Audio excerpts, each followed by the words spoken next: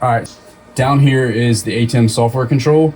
This is basically the same software that this runs off of, so it's how everything's controlled. It's coming up slow. You can see it looks just like the switcher that's over there, like a control panel. So you could actually switch from over here. Main things you want to look for is, so we have one hardware switcher. Inside that hardware switcher, MEs are basically their own switchers. So you have the ability to have 4 different switchers technically.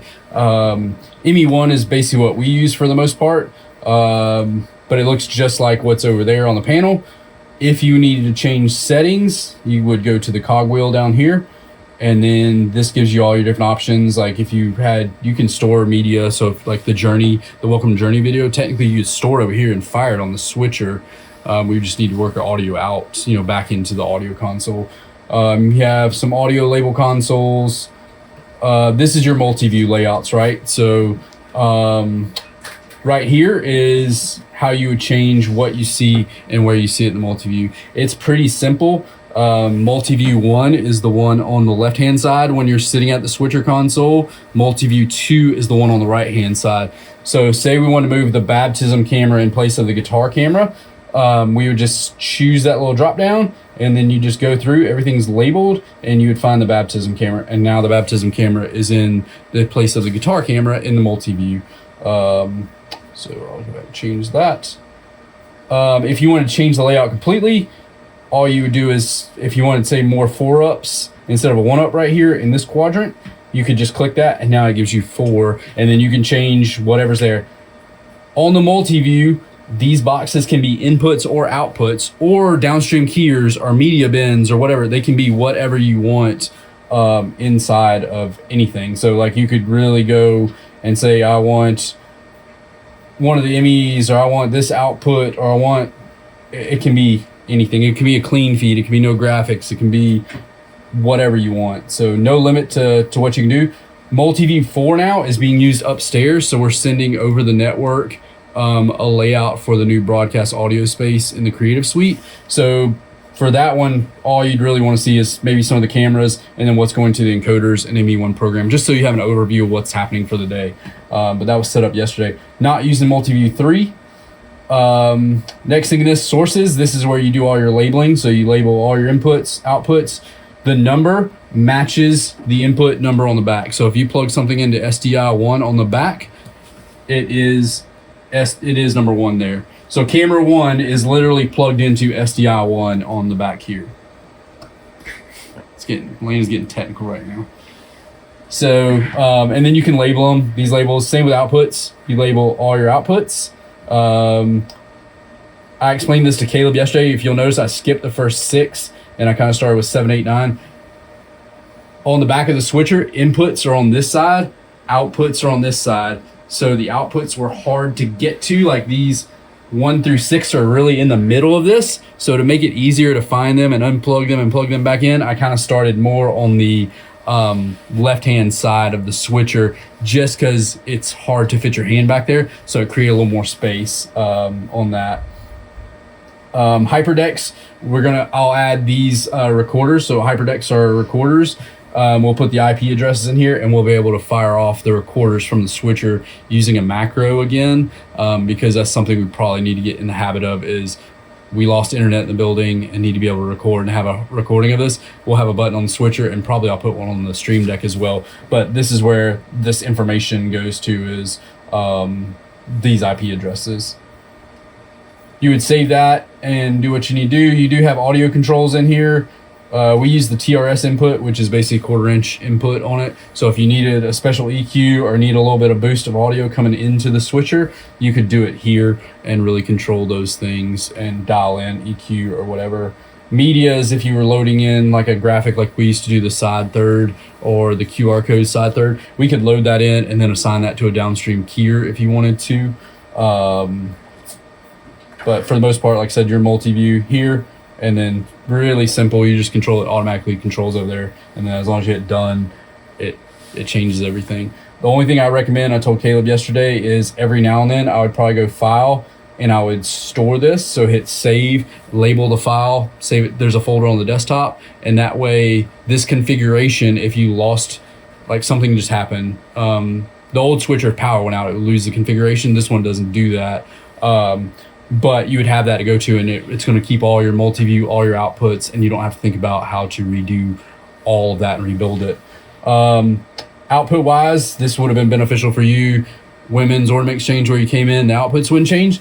Up here at the top, you can click outputs. All of them are labeled, and then you can choose what goes to each output manually right here. So if that night Atrium was not working, we would scroll down to Atrium, and then we'd say we want ME1 program to go out, and we just send ME1 program. Or like screens were off, I think, that night, because Journey Students has a different look in how they use the screens. Which are the projector ones? Yep. So you'd use ME1 program is what we use on Sundays. On Wednesday nights, they use, I can't just scroll through that. On Wednesday nights, they just use the direct output of ProPresenter Fill for the screens. So that's something you can think of. Like I think one time you asked me about this recorder right here, why it had a different feed with no graphics. It basically, like, if you go outputs and look at recorder, it's getting, I believe, clean feed 1. Yeah, clean feed 1. The thought behind a clean feed is if you had a graphic mistake, or if you had a slide that shouldn't be in there, or you just needed clean camera footage without graphics, without downstream keyword popping on, you have that to be able to edit in post, and then you could add graphics later. It just gives you another option of flexibility, because we have everything recorded with graphics. Like, this one's going to record graphics, YouTube's going to record graphics, Resi's going to record graphics, so why not have a clean feed? That way, if you said, oh, we misspelled something and it spelled a bad word instead, now we have a clean feed, we could go back, and you don't have to try to get creative and try to edit out graphics, which becomes tough. So clean feed to the recorder was my thought behind that one. But all the outputs are labeled. As you get through, you can see LED wall. LED wall gets, right now it gets ME2. So it's actually, you could switch what goes to LED wall. And on ME2, we just make sure QLab is set as the program bus. But you could just send QLab directly to the LED video wall. It's just been nice if we wanted to switch something. The problem is the format's so weird. Like, if we took a camera image, it's going to be stretched. If we took anything, it's going to be stretched. We just had that option, especially if we wanted to fade to black real easy. Now that makes it fading to black real easy, because you can fade down and not have to worry about it. So that's the thought behind it getting ME2 right now. We don't use ME3 or ME4 for anything at all. So that's... Where did you get the settings? The little cogwheel. Okay. Yep. Most Blackmagic software always will have a cogwheel, and then that's where you go for everything. The only other thing, I don't think Preferences does much. Yeah, Preferences doesn't do much. This, you can remap buttons for these buttons to be different and kind of place. Same the switcher panel does that. I don't get into that, because then you start getting into some funky stuff of it throws certain people off. You know, if that button's not in the same place, or like digital consoles are bad about it, because we'll move a fader, but if it's different for someone else, it's weird. So I'm always careful with rechanging how stuff is mapped and pins are mapped, because if you forget that and someone else has a different thought, like, oh, well, one's supposed to be 1 and it's not, then you got to go through and dive through and figure out what's wrong. So I try to keep 1-to-1 mapping mentality where everything's just simple and convenient for everybody. So if we do new cameras for Capital next year, this is where you could do, without buying the control panel, if you want to paint cameras, white balance, control anything. So if we want those Blackmagic cameras, you can come through, you can control the zoom, or you can control iris, you can control white balance, you can really get detail with color and stuff like that. So you could do that from this computer, and it would log back to those cameras and everything like that. So full camera control. And this is nice because you control any of the cameras that are plugged in, as long as they're Blackmagic cameras. We can't do our ones that don't have the CCUs, but and in the new package of cameras, even what were the Marshalls would be Blackmagic studio cameras, so you could paint those, even control iris, everything. You can even zoom those, so if you need a shot, as long as the zoom lens, which I think I quoted zoom lenses for all those, you could zoom them in and change the shot a little bit. So a lot of features inside the software that we don't necessarily use a whole lot, but it's here if you need it. So any other questions on switchers? This does a lot.